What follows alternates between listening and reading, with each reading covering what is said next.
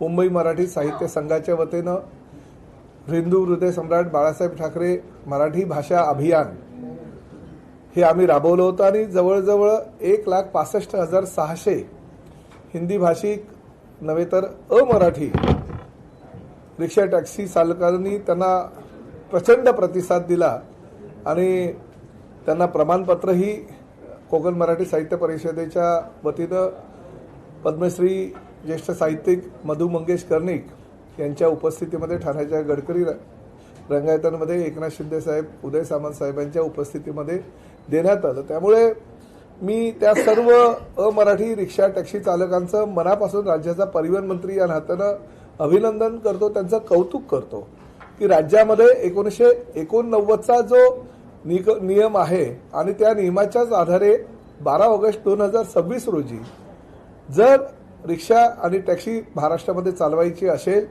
तर त्यांना व्यावहारिक मराठीचं ज्ञान असणं गरजेचं आहे। त्याची दखल त्यांनी घेतली आणि अतिशय चांगला प्रतिसाद त्यांनी दिला।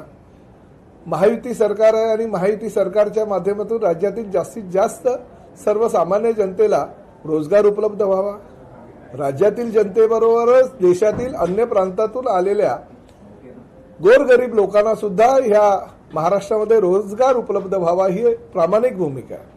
आणि मुंबई तर सगळ्यांना कुशीत घेऊन देशातील प्रत्येक गोरगरीब नागरिकांना असू द्या किंवा श्रीमंतांना असू द्या किंवा गर्भश्रीमंतांना असू द्या पुढे घेऊन जाण्याची मुंबईची गेल्या अनेक वर्षापासूनची परंपरा राहिलेली आहे।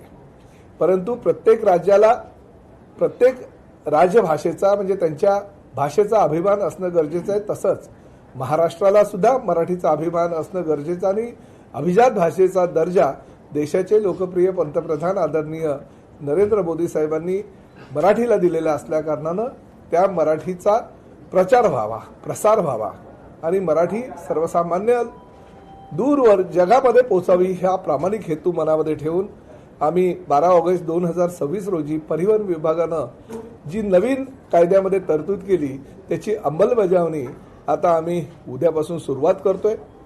रोजगार हा मुंबईचा मूळ उद्देश आहे, महाराष्ट्राचा मूळ उद्देश आहे।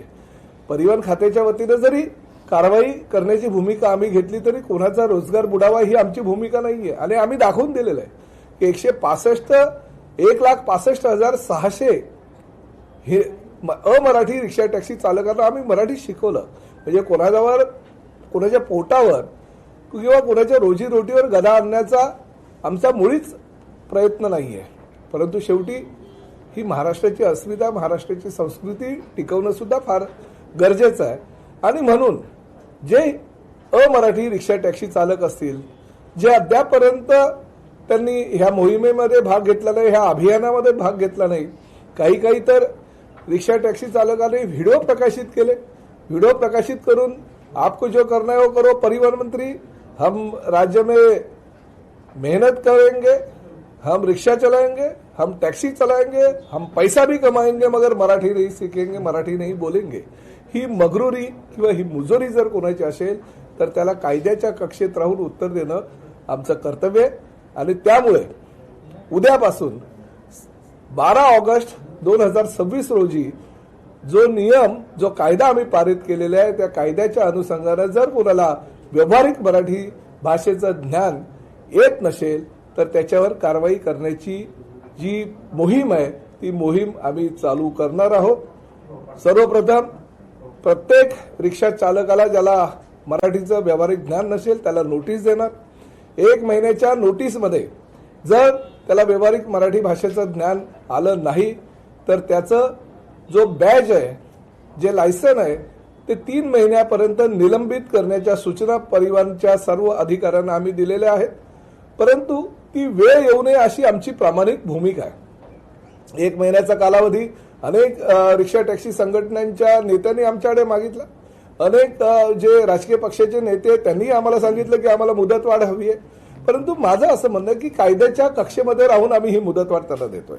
म्हणजे 30 दिवसाची मुदत आहे पण ती आता कायद्याच्या कक्षेत राहील। आतापर्यंत 105 दिवसाची जी मुदत दिली होती ती कायद्याच्या कक्षेत नव्हती, ती मानवतावादी दृष्टिकोनातून आम्ही दिली होती आज 30 दिवसाची मुदत दिल्यानंतर जर 30व्या दिवसापर्यंत तुम्हाला मराठी भाषेचं व्यावहारिक ज्ञान नाही आलं तर नाईलाजानं का होईना पण आम्हाला तुमचं लायसन्स जे आहे बॅच जो आहे तो 3 महिन्याकरता निलंबित करता येईल. परंतु तो 3 महिन्यामध्ये सुद्धा जर तुम्ही शिकला नाहीत तर मात्र तुमचं जे बॅच आहे तुमची मुजोरी जी आहे ती जाणीवपूर्वक आहे.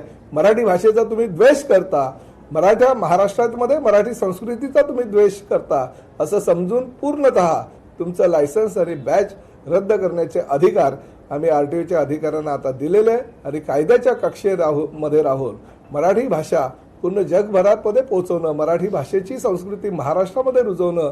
तुम्ही या, रोजगार उपलब्ध आमच्याकडे आहे, तुम्ही या, रिक्षा चालवा, टॅक्सी चालवा, व्यवसाय करा, आम्ही तुम्हाला सगळ्या सुविधा पुरवून देऊ.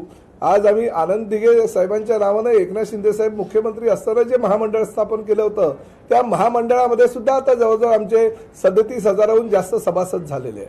कामगार महामंडळामध्ये ज्या पद्धतीनं विविध उपाययोजना केल्या जातात, योजनांची अंमलबजावणी केली जाते, तशीच ह्या रिक्षा टॅक्सी चालकांसाठी सुद्धा त्या महामंडळामध्ये आम्ही जवळजवळ 57 कोटी रुपयाची तरतूद केलेली आहे. त्या माध्यमातून विविध योजना, त्यामध्ये विद्यार्थ्यांची योजना असू द्या, त्यामध्ये रिक्षा चालक 65 वर्षानंतर झाल्यानंतर त्याला 10,000 रुपयाचं अनुदान असू द्या, कुणी गंभीर आजारी पडला किंवा इतर काही गोष्टींसाठी उपचारासाठी जर काही निधीची आवश्यकता असेल तर त्या निधीची तरतूद सुद्धा आम्ही महामंडळाच्या ह्या बैठकीमध्ये घेतलेली आहे. परंतु शेवटी कायद्याच्या कक्षेमध्ये राहून मराठी येणं अनिवार्य आहे. मराठीचं ज्ञान तुम्हाला नसेल, तुम्ही जर मराठी बोलू शकला नाहीत, मात्र आम्हाला कारवाई ही अटळ आणि त्या माध्यमातून आम्ही राजपत्रामध्ये जी काही आम्ही कायदा केलेला आहे त्या कायद्याची स्पष्टपणे अंमलबजावणी करण्याच्या सूचना सर्व आमच्या आरटीओच्या लोकांना दिलेल्या आहे. त्याचबरोबर आतापर्यंत असंही लक्षात आलं की हा बॅच देत असताना आतापर्यंत जवळजवळ 9,65,000च्या आसपास आम्ही लायसन्स आणि बॅच दिलेले आहेत. आता तेव्हा जर आमच्या आरटीओच्या अधिकाऱ्यांनी व्यावहारिक ज्ञान त्यांना मराठीचं आहे की नाही ह्याची दक्षता घेतली असती तर आज ही वेळ आली नसती. त्यामुळे उद्यापासून जे काही बॅच दिले जातील, लायसन्स दिले जातील, लायसन्स नंतर बॅच दिला जातो तर त्या बॅचची तपासणी करतानाच त्याचं व्हिडिओ रेकॉर्डिंग करावं. त्यांना मराठीचं व्यावहारिक ज्ञान आहे का आणि ते असेल तरच त्यांना बॅच देण्याच्या सूचना सुद्धा मी दिलेल्या आहेत. त्याची अंमलबजावणी सुद्धा उद्यापासून केली जाईल. त्याचबरोबर अनेक तक्रारी आमच्याकडे अशा आलेल्या आहेत की बोगस डोमिसाईल सर्टिफिकेट घेऊन कुणी येतात आणि आम्ही 15 वर्षे महाराष्ट्रामध्ये वास्तव्यात आहे असं दाखवतात. त्यामुळे त्या बोगस डोमिसाईल जर कुणाचं असेल तर त्याची तपासणी करावी. खरं डोमिसाईल असेल तर त्या आरटीओच्या अधिकाऱ्यांनी त्यांच्या घरी जावं, माहिती घ्यावी ते बोगस आहे की खरं प्रमाणपत्र आहे याची पोलीस स्थानकाच्या माध्यमातून चौकशी करावी आणि नंतरच त्याला त्याचा बॅच द्यावा अशा सूचना सुद्धा आम्ही केलेल्या. त्यामुळे भविष्यामध्ये महाराष्ट्रामध्ये राहून जर असं कोणी मुजोरी करत असेल आणि चुकीच्या पद्धतीने आणि बनावट कागदपत्राच्या आधारे बॅच घेत असेल, लायसन्स घेत असेल, परमिट घेत असेल तर त्यांनाही आळा घालेल आणि अशा पद्धतीची भूमिका आम्ही आज आरटीओचे आमचे आयुक्त नार्वेकर साहेब, अतिरिक्त आयुक्त आमचे गायकवाड साहेब यांच्या उपस्थितीमध्ये घेतलेला आणि ह्या सगळ्या मोहिमेसाठी आम्ही अतिरिक्त आयुक्त गायकवाडांना ह्या सगळ्या मोहिमेमध्ये प्रमुख म्हणून ठेवलेलं आहे. पुढील महिन्याच्या अखेरीपर्यंत म्हणजे 1 महिन्याची आता ही मोहीम आहे. पुढील महिन्याच्या अखेरीपर्यंत हा सगळा अहवाल आम्हाला त्यांनी सादर करायचा. आयडेंटिफाय कसं करणार की कोणाला मराठी येतं, कोणाला मराठी? व्हिडिओ रेकॉर्डिंग ना आमच्या आरटीओचे अधिकारी त्यांच्याबरोबर चर्चा करतील, संभाषण करतील, त्यांना व्यावहारिक ज्ञान आहे की नाही बघतील. दुसरं महत्वाचं 1,65,600 लोक जी आहे त्यांच्याकडे प्रमाणपत्र आहे. आता त्यांची आम्ही परीक्षा घेणार नाही पण भविष्यात त्यांनी पण मला असं वाटतं की आता त्यांनी आमच्या ह्या अभियानामध्ये भाग घेतला आणि त्यांना प्रमाणपत्र कोकण मराठी साहित्य परिषदेच्या लोकांनी दिलेलं आहे.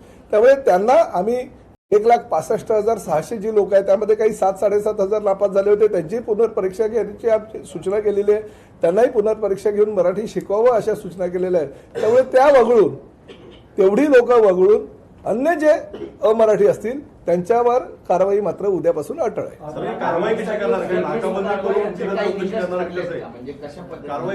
नाही कारवाई तर आम्हाला बघा आमच्या आरटीओचे अधिकारी कुठेही कुणालाही आमचं वायू दल आहे आरटीओचं त्या पूर्ण राज्यातील वायू दलातील आमच्या वायुवेग पथक जे आमचं आहे त्या वायुवेग पथकातील कर्मचाऱ्यांना आणि अधिकाऱ्यांना आम्ही सूचना आत्ताच व्हिडिओ कॉन्फरन्सिंगच्या माध्यमातून दिलेल्या आहेत. नाही कशामध्ये व्हिडिओ रेकॉर्डिंग केलं जाईल की जर म्हणजे random थांबवून विचारलं जाईल त्याच्याकडे सर्टिफिकेट आहे की नाही हे पाहिलं की मराठी बोलता येतं की नाही हे नाही नाही सर्टिफिकेट हा क्रायटेरिया नाही आहे. सर्टिफिकेट असलेल्यावर सुद्धा कारवाई होईल, परंतु आम्ही सध्या त्यांना बाजूला ठेवलेलं आहे. आता ज्यांच्याकडे सर्टिफिकेट नाही आणि मराठीही बोलता येत नाही, व्यावहारिक मराठीचं ज्ञान नाही, त्यांच्यावर कारवाई होईल. म्हणजे रस्त्यावरती थांबवून रॅन्डम चेकिंग केलं जाईल. हो हो, कुठेही थांबवतील, रस्त्यावर थांबवतील, स्टेशनला जातील, ज्या ज्या ठिकाणी रिक्षा टॅक्सीचे स्टँड असतील त्या ठिकाणी जातील, सगळीकडे ज्या ज्या ठिकाणी रेग्युलर आमची तपासणी केली जाते. कारण वायुवेग पथक आहे, आम्ही पूर्ण वायुवेग पथकाच्या माध्यमातून सगळ्यांना सूचना केलेल्या आहेत. नवी मुंबईमध्ये व्हिडिओ व्हायरल झालाय. नवी मुंबईमध्ये एक व्हिडिओ व्हायरल झालाय, तो थेट तुम्हाला धमकी देतो एक प्रकारे, मराठी शिकणार नाही तुमचंच काम. अरे प्रताप सरनाईकांना जर अशा धमक्यांनी प्रताप सरनाईकला घाबरलं, प्रताप सरनाईक घाबरला असतं तर आतापर्यंत ही मोहीमच केली असते. त्यामुळे धमक्यांना वगैरे आहे. पण एक गोष्ट आहे, मगरुरी आणि मुजोरी मराठीच्या बाबतीत जर कोणी सहन करेल ते धमक्या किती येऊ द्या, काही फरक नाही पडत. पण कायद्यामध्ये राहून मी मंत्री आहे राज्याचा, कुठल्या एका पक्षाचा पदाधिकारी नाही की काही करील. मी राज्याचा मंत्री आहे. जो कायदा आहे कायद्याच्या कक्षेमध्ये राहून कारवाई मी करणार. तुम्ही जो घेतलेला कार्यक्रम होता, सरकारकडून पत्र देण्यात आले भ्रष्टाचार झाकण्यासाठी या पद्धतीची. अरे तुम्ही एवढ्या वर्षामध्ये जे करू शकला नाहीत, प्रताप सरनाईकनी 105 दिवसामध्ये केलं. तुमच्या नेत्यांनी फोन करून मला त्याचं अभिनंदन केलंय. त्यामुळे तुम्ही, मला असं वाटतं की काही गल्लीतल्या कुठल्या माकडांनी जास्त बोंबाबोंब करायची गरज नाही. सर, तुम्ही जो कार्यक्रम घेतला ठाण्यामध्ये, त्या ठाण्याच्या कार्यक्रमामध्ये गणेश नाईकांनी थेट सांगितलं की मला त्या कार्यक्रमाचं निमंत्रण दिलं नाही, फक्त कार्यक्रम. लोकशाही मराठी ऐका, पहा, जागरूक रहा.